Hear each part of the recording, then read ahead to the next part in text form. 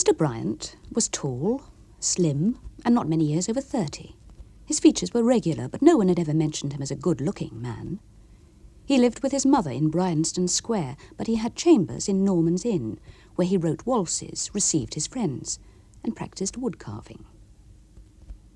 The service in Norman's Inn was performed by a retinue of maidservants, working under the order of the porter and his wife, but these girls were idle, dirty, and slovenly. The porter's wife was an execrable cook, and Mr. Bryant was very particular about what he ate, and could not bear the slightest speck of dust on the numerous knick-knacks that filled his sitting-room. So, after many complaints, he resolved to have a servant of his own.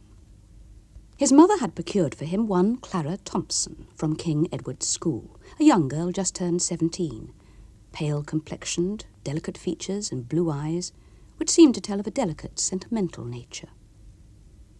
She stood now watching Mr. Bryant eat his breakfast. He did not require her service, and wondered why she lingered. "I'm thinking of leaving, sir, if you don't mind. I should like to go at the end of the week." Mr. Bryant looked up, surprised. "Why do you want to leave, Clara?" She told him she did not like Norman's Inn, and little by little he drew the story of her trouble from her. The porter's nephew had come to take the watchman's place until the old soldier returned from the hospital. Almost from the first, he had begun to plague her with his attentions. Last week, Fanny had asked her to come to the Turk's Head, a music hall at the other end of the lane. Harry had sat with his arm around Fanny the whole time, and Mr. Stokes's nephew had put his hand on her knee. She couldn't get away from him and didn't want to make a fuss. At last she had to get up, but Harry had pulled her back and told her to drink some beer. The beer was poison. She thought they must have put something in it. She only had a mouthful, and that made her feel quite giddy. "I do all I can, sir, to keep out of his way, but he follows me down to the kitchen and kisses me by force.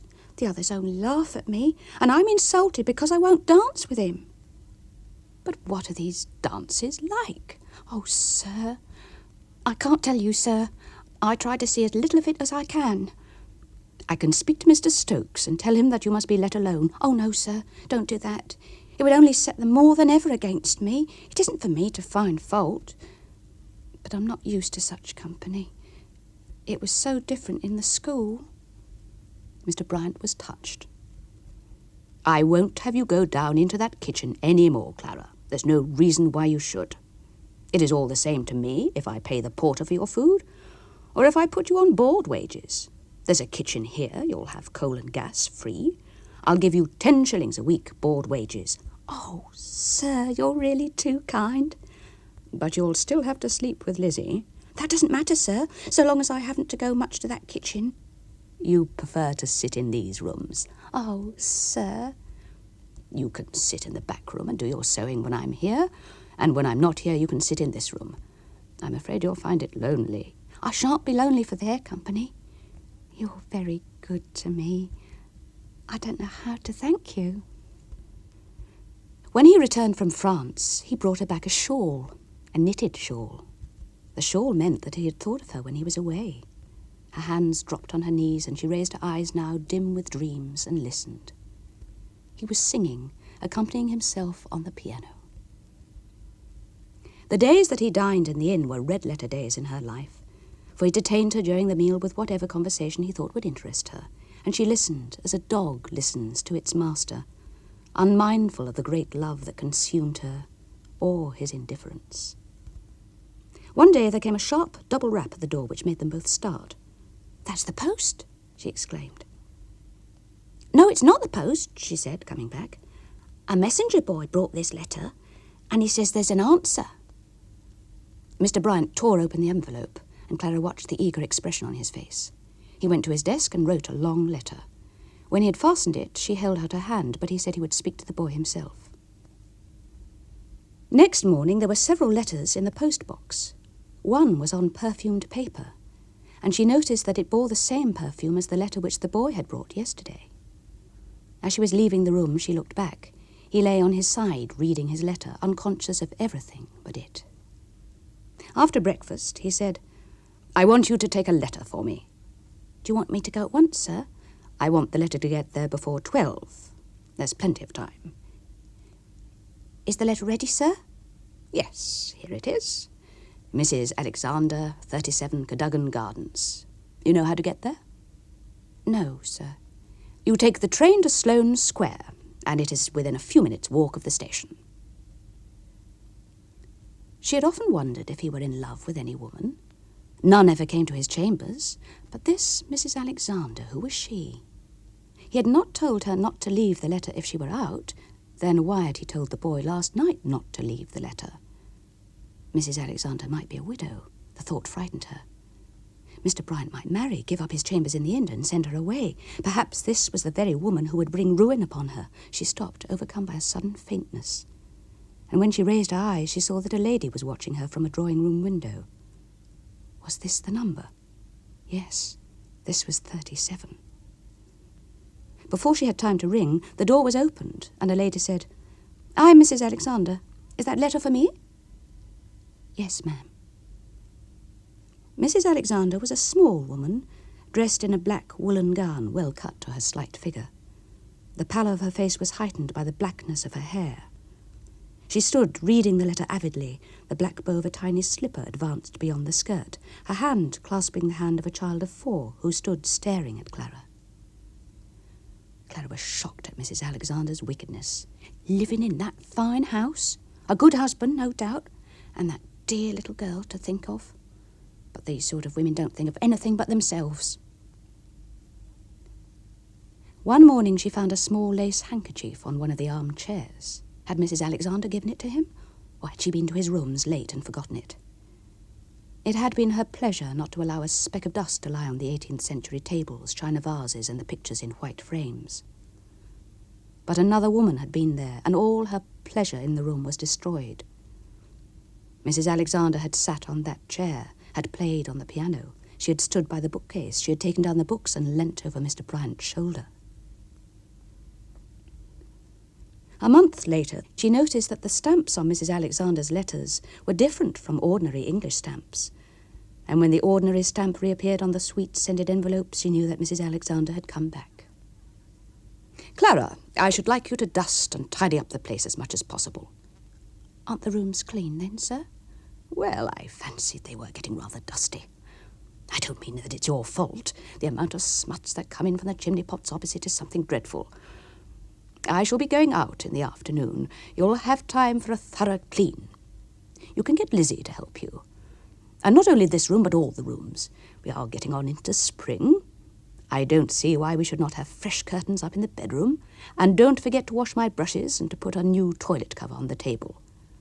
You might go to Covent Garden and order some flowers, some bunches of lilac. They'll freshen up the place. I shall want some hyacinths, too, for the windows." At 1 o'clock, the white-aproned cook-boys came up the inn with the trays on their heads. The oysters, the bread and butter, and the chablis were on the table. Everything was ready. The church clock had struck the half-hour, and Mr. Bryant was beginning to complain, to express fear that the lady might have mistaken the day, when a slight interrogative knock was heard at the door. In a moment, Mr. Bryant was out of the sitting-room. He thrust his servant back into the kitchen, and she heard the swishing sound of a silk dress. A few moments after, the sitting-room door opened, and Mr. Bryant called her. "Is the lunch all ready, Clara? Is everything in the kitchen?" "Yes, sir." "Then I'll get the things out myself. I shan't want you all afternoon. You can go out for a walk if you like, but be back between 5 and 6 in time to clear away." It was the sharp, peremptory tone of a master speaking to a servant, a tone which she had never heard from him before. And it made her feel that she was something below him, something that he was kind to because it was his nature to be kind. And meeting Lizzie as she went up the inn, she told her she was feeling very bad and was going to lie down. Would she kindly answer Mr. Bryant if he called and get him what he wanted? Lizzie promised that she would, and Clara went upstairs. About 5 o'clock, Lizzie came to her with the news that Mr. Bryant was very sorry to hear she was unwell. Could he do anything for her? Was there anything he could send her? Would she see the doctor? No. She wanted nothing, only to be alone. She caught the pillow, rolled herself over, and Lizzie heard her crying in the darkness. And when the coarse girl put her arms around her, Clara turned round and sobbed upon her shoulder. "I suppose it is that you care for him." "I don't know. He don't care to talk to me as he used. I feel that miserable. I can't stop here. I can't."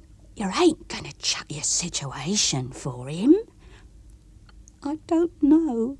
You'll be better tomorrow than fancies wears off. Oh, that's why you wouldn't go out with Mr. Stokes's nephew. Well, he was a low lot. He was quite different. That was all the explanation Clara could give, but it seemed enough. For as one animal understands another's inarticulate cry, so did Lizzie's common mind seem to divine the meaning of the words. It was quite different. Next morning, when Clara went up with Mr. Bryant's hot water, she saw that a letter from Mrs. Alexander was in the post-box. He read it in bed, and he reread it at breakfast. He did not seem even to know that she was in the room. She lingered, hoping that he would speak to her. She only wanted him to speak to her just as he used to, about herself, about himself. She did not wish to be wholly forgotten. She lost her strength, and at last could not accomplish her work. Mr. Bryant complained of dust and untidiness. She listened to his reproofs like a sick person who has not strength to answer. One morning she said, as she was clearing the breakfast things, "I'm thinking of leaving, sir." "Of leaving, Clara?" And raising his eyes from the letter he was writing, Mr. Bryant looked at her in blank astonishment. Then a smile began to appear on his face. "Are you going to be married?" he said. "No, sir." "Then why do you want to leave?" "I think I'd like to go, sir." "You can get more wages elsewhere." "No, sir, it isn't that." "Then what is it?" "I think I'd like to leave, sir." "When?" "I should like to go at once." "At once? You don't think of the annoyance and trouble you're putting me to? I shall have to look out for another servant, really. I think... Of course, if you are going to get married, or if you had an offer of a better situation, I should say nothing. But to leave me in the lurch, some whim... I suppose you'd like a change." "I don't think that the inn agrees with me, sir." "You are looking poorly. If you'd like to go for a holiday..." "No, sir. I think I'd like to leave." Mr. Bryant's face grew suddenly overcast, and he muttered something about ingratitude. The word cut her to the heart, but there was no help for it. She had to go. Her idol was taken from her. The idol that represented all that she could understand of grace, light, and beauty. And losing it, the whole world became for her a squalid kitchen, where coarse girls romped to a tune played on a concertina by a shoeboy sitting on a dresser.